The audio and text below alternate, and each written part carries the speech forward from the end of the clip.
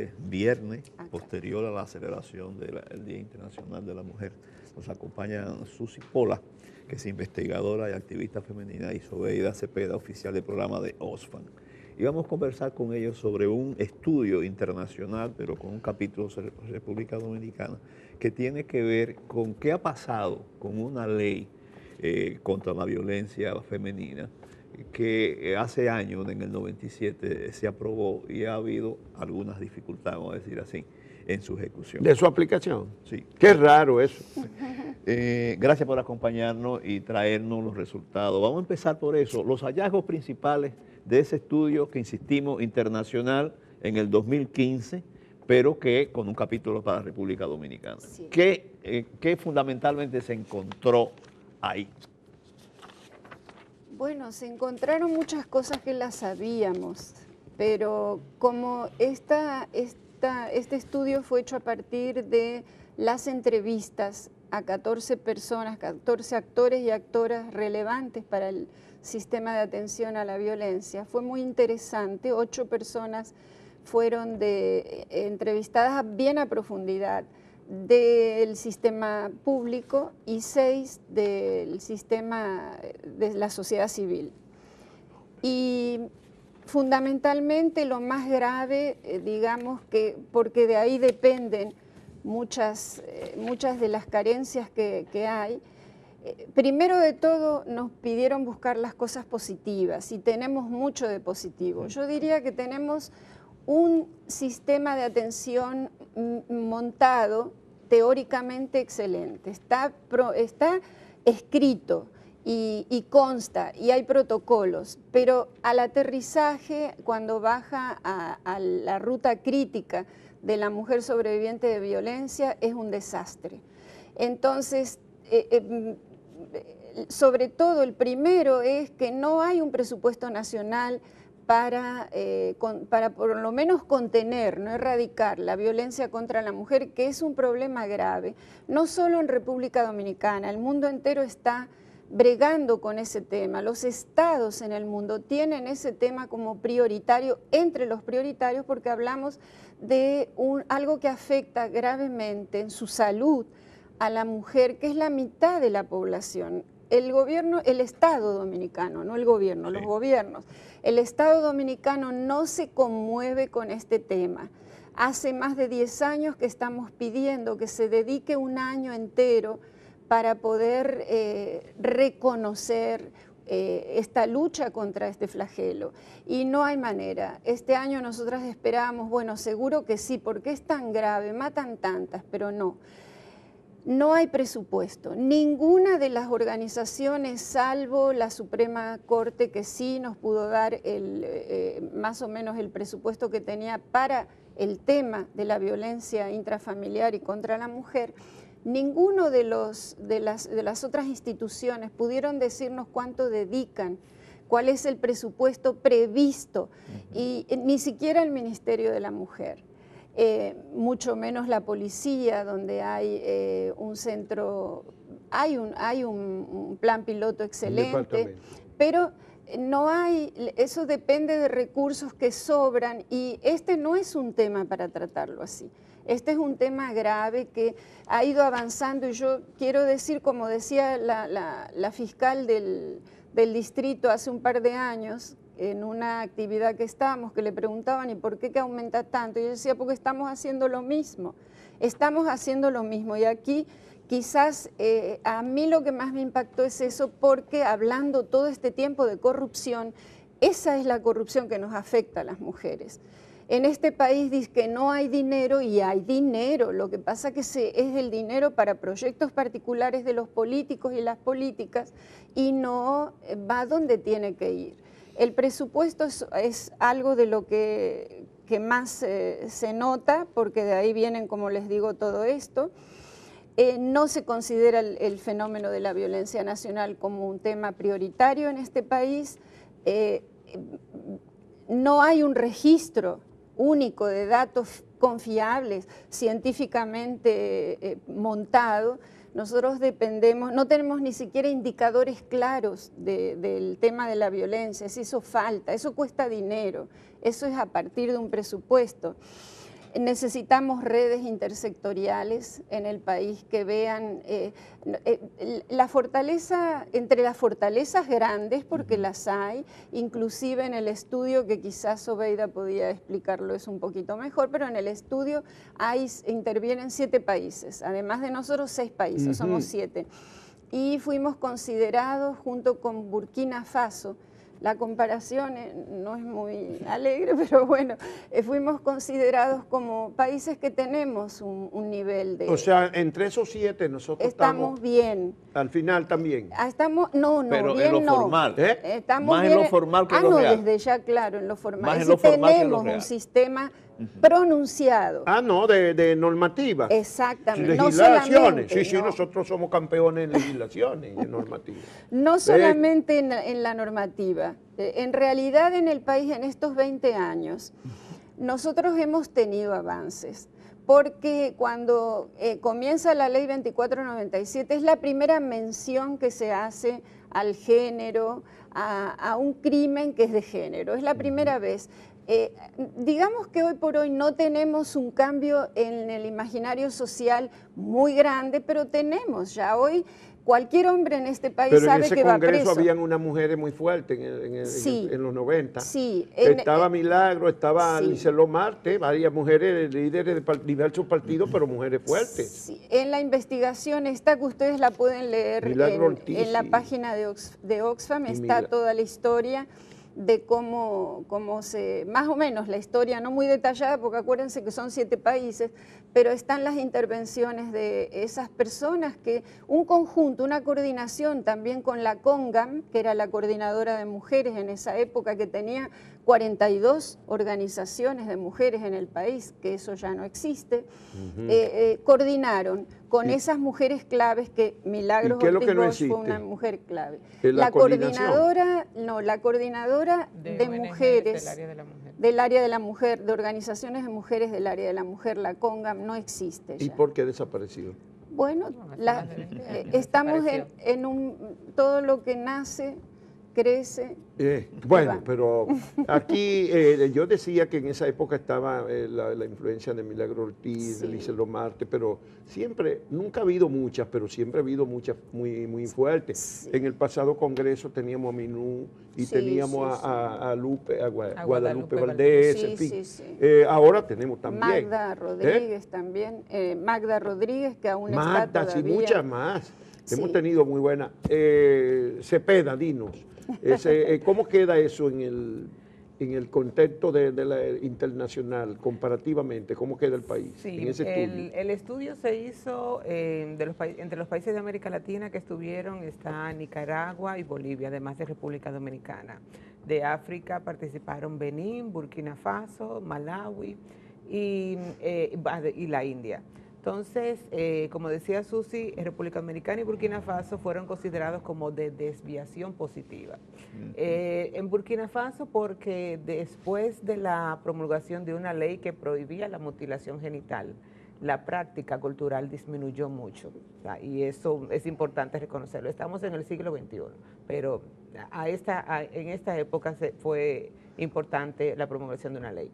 En el contexto de América Latina, en Nicaragua, además de que el contexto político es bastante difícil para las organizaciones de mujeres, el gobierno llegó con un acuerdo con la Iglesia para precisamente obstaculizar el derecho de las mujeres. La ley de violencia contra la mujer... Que Daniel Ortega se convirtió, el cardenal lo convirtió finalmente. Sí. Entonces, la ley de violencia contra las mujeres fue modificada para permitir la mediación amigable de la violencia contra las mujeres. Eso es una práctica que se hace en los comités barriales, en los que participan representantes de la iglesia y del partido político del gobierno. Entonces, eso, por supuesto, es una práctica muy violatoria de derechos humanos. Y a partir de entonces ya Daniel Ortega no ha tenido veto a la iglesia ya en Nicaragua. Entonces, en Bolivia también existe, Bolivia es uno de los países con mayores índices de violencia contra las mujeres, y de República Dominicana se destacan los niveles de coordinación. La ley de violencia contra la mujer reconoce la violencia contra la mujer como un tipo penal específico. O sea, no solamente la violencia doméstica o intrafamiliar, sanciona la violación sexual dentro de la relación de pareja o matrimonio. Y esos son reconocimientos importantes que se toman en cuenta para evaluar la ley. Ahora bien, como menciona Susi, las mujeres existe la garantía legal, pero el acceso a la justicia como derecho sufre múltiples violaciones en la cotidianidad después que la mujer se decida presentar una querella. Hay asuntos de presupuesto, o hay asuntos de ausentismo, de laboral, por tener que hacer una ruta crítica de visitar diferentes instancias del sistema. Los obstáculos son múltiples, pero en estos 20 años, porque hay que recordar que fue en el 1997 que se promulgó la ley, bueno, ya contamos a nivel de país con 18 unidades, Susi. 19 unidades de la Fiscalía, donde las mujeres presentan las denuncias en comparación con el 1999, que Susi y yo nos acordamos de eso, ya tenemos un tiempecito, de que no había nada, o sea, cualquiera que iba pasando por los pasillos de un Palacio de Justicia se paraba y se ponía a escuchar la presentación de la querella, lo que decía la mujer, lo que decía el hombre, y ya hasta opinaba. Había abogados que se presentían y ya hasta opinaban. Entonces ya se le garantiza a las mujeres más privacidad para presentar esta denuncia, y esos son pasos importantes con los que el país ha podido andar. Entonces este informe quiere expresar y presentar estas comparaciones a nivel internacional para dar a conocer esos avances, pero también esos múltiples obstáculos que se presentan del acceso a la justicia, de que no basta con promulgación de leyes, sino de que hay que tener un objetivo claro, tener resultados específicos de disminución del problema al que están llamados a resolver. Frente a los hallazgos positivos, no tan positivos, ¿qué las principales recomendaciones? Sí, estamos, recomendando que exista un presupuesto y que sea un presupuesto necesario, es decir, necesario y suficiente. No el posible. No, exacto. Y que sea transparente. Eso es pedir mucho en este país ahora mismo, porque los presupuestos no son transparentes. ¿Y por qué vía sería ese aumento del presupuesto? ¿A qué organismo? Por ahí? No, eso ¿Al ministerio? Nosotros queremos que se identifique a nivel nacional. Como hay un presupuesto para otros problemas graves, si el problema fuera considerado y es grave, debería de tenerlo identificado a nivel nacional, y por supuesto todos los ministerios en todas las instancias debe de haber tiene que haber por lo menos una sensibilidad, una oficina como las que hacen de equidad y de género, que están propuestas y que existen dentro de la estructura nominal. Formal. Exactamente. Y donde probablemente en algunas se está trabajando. Por ejemplo, en salud pública lo que hay es solamente eso, una oficina de equidad, una OEGD, equidad y género, de asuntos de equidad y género, que salud pública es una de los hallazgos. Salud pública es básico. En el año 90, comienzo de los 90, OPS y OMS dicen que la violencia contra la mujer es un problema grave de salud, no un problema, un fenómeno grave de salud. Y todavía nuestro sistema de salud pública no se entera de eso. Tendría que estar vinculada al sistema justicia, que es el que más avanzado. Esas unidades que mencionaba Zobeida son unidades especializadas, hay 19 en 19 ciudades cabecera de provincia. Con ese criterio se están poniendo, aunque hay provincias que necesitan más, como puede ser la provincia de Santo Domingo, que es tan grande, como puede ser Santiago. Y San Cristóbal. Y San Cristóbal.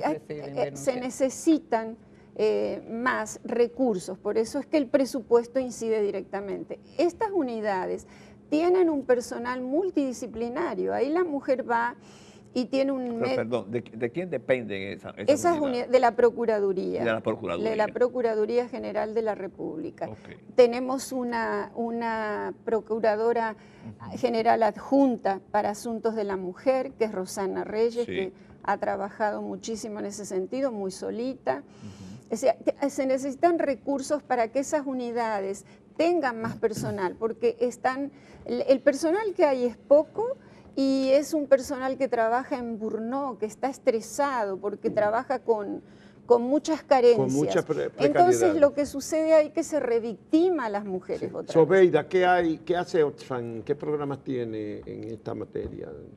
El programa de derechos de las mujeres o desde la línea de derechos de las mujeres se interviene proporcionando estas herramientas, o sea, que sirvan de análisis tanto al sistema de gobierno para mejorar la calidad de la atención, así como para las organizaciones de la sociedad civil dentro de la incidencia para la rendición de cuentas. Lo que mencionaba Susi de que no hay presupuestos, o sea, que se necesitan mayores presupuestos, también se necesitan mecanismos para la rendición de cuentas y sobre todo para la rendición de cuentas de la calidad de los servicios, de cuál ha sido la efectividad en la intervención.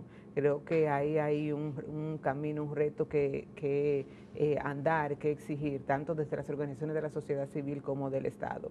Se requiere también unas políticas de prevención. O sea, el país, somos de una cultura muy de creación de leyes. Queremos resolverlo todo a través de la creación de leyes, pero continúan los imaginarios culturales y mentales que hay que deconstruir a través de políticas de prevención para promover la igualdad. ¿Qué ustedes sugieren? ¿El Estado que debería hacer más campañas educativas a través de los medios masivos, por ejemplo? Hay que cambiar el imaginario social dominicano, hay que cambiarlo, hay que desmontar esta cultura. Eso empieza en las escuelas, obviamente, en la educación, claro, pero también debe ser masivo. Empieza en la familia. Y también en los medios. ¿Qué necesidad tenemos de poner una mujer en bikini para vender un carro? Eso no tiene sentido, es decir, cosificar a la mujer. O sea, tiene que haber un cambio estructural de todo esto. Por ejemplo, invertir en la capacitación de las personas, del personal que está al frente, en el servicio de la ruta crítica, porque no tenemos, y eso nos lo dice el mismo personal que entrevistamos, no tienen una preparación profunda, solamente una capacitación de 3, 4 talleres, jornadas, no tiene que ser incluir en las currículas tanto de la Escuela del Ministerio Público como de la Escuela de la Judicatura, incluir más a fondo el tema, que es muy complejo, el tema de la violencia basada en el género. Y por supuesto, en las universidades, en las currículas de medicina, por lo menos, y de derecho debería de estar, es un médico, una médica, un profesional del derecho debe salir por lo menos conociendo lo más importante de este fenómeno. También pedimos incluir las prácticas que tengan consecuencias las malas prácticas. Porque, por ejemplo, vimos en estos días al procurador que dice, el procurador general, que ningún fiscal puede entregar una nota de citación al agresor a una mujer. Sí. Pero eso está establecido en un protocolo que existe desde 2012, en noviembre, diciembre de 2012. Y es un acontecimiento que el procurador diga que hagan eso, o sea, lo que ya está establecido. Eso existe, lo que hay que tener un régimen de consecuencias. Usted fiscal mandó, pues usted sale. Eso es lo mismo que si usted es un fiscal especializado en drogas o en lo que sea y usted comete otro error, es igual. Entonces nos sorprendió eso, porque yo dije, pero eso existe, está, inclusive yo lo he visto. Pero además debe ser de elemental sentido común.